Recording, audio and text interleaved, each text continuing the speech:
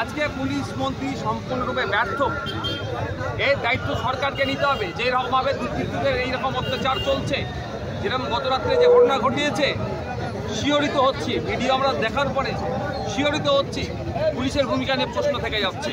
কারণ গত রাত্রে মানুষের একটা, বিশেষ করে মহিলাদের একটা জমায়েতের গিয়েছিল, সেটা সবাই জানে। সেক্ষেত্রে পুলিশ প্রশাসন কতটা ডিপ্লয়মেন্ট করা দরকার, পুলিশ মন্ত্রী ব্যর্থ। মুখ্যমন্ত্রী ইতিমধ্যেই বলছেন যে বাংলাদেশে একটি ঘটনা ঘটে গেছে, সেইটাকে সামনে রেখে আমাকে ওই রাজ্য থেকে ক্ষমতাচ্যুত করতে চাচ্ছে বিরোধীরা। দেখুন, মুখ্যমন্ত্রী অনেক কিছু স্বপ্ন দেখেন, অনেক কিছু বলেন, কথার সাথে কার্যের কিছু না, আর ওনার মতো বলে যান। আমরা গণতান্ত্রিক প্রক্রিয়া একটা সরকার নির্বাচিত হয়েছে, তাকে কোনোভাবেই আমরা ক্ষমতাচ্যুত করার পক্ষে নয়। কিন্তু অন্যায় যদি একের পর এক করে যাবে, তার পদত্যাগ চাইলে তাই ভয় পেয়ে যাচ্ছেন কেন? উনি ব্যর্থ হচ্ছেন রাজ্যকে সামাল দিতে, পদত্যাগ উনি করুক না। আর এই দিনের অন্যায়গুলো করবেন, আর ওনার কথা বললি উনি সেন্টিমেন্টাল খেলবে, এটা তো হয় না, মেনে নেওয়া যায় না। রাজ্যে যে অপ্রীতিকর ঘটনা ঘটছে, আমরা বলছি না যে মুখ্যমন্ত্রী বা তৃণমূলের কেউ করাচ্ছে, কিন্তু কিছু ঘটলেই অন্য অন্য রাজ্যে চলে যায় পরিচালনা করতে এই শাসক দলের নেতা এবং যারা মুখপাত্র নামক রয়েছে।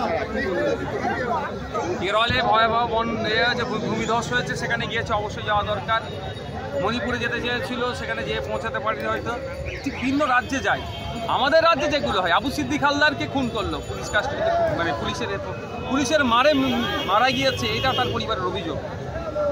শিকারি মোড়া এই ধরনের বাড়িতে তো যেতে দেখিনি।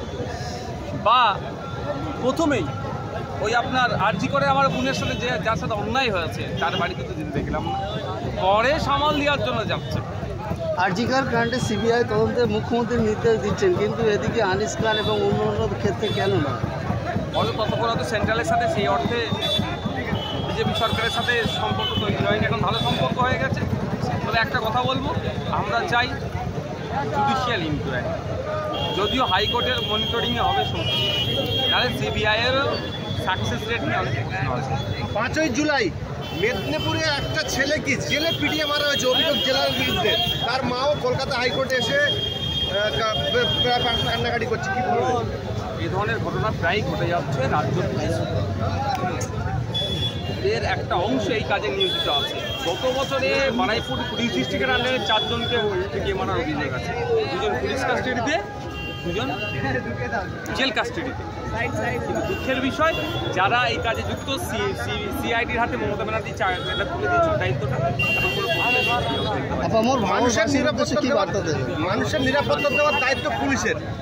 সেই পুলিশ যদি এরকমই বর্বরোচিত আচরণ করে, তাহলে মানুষ জানবে।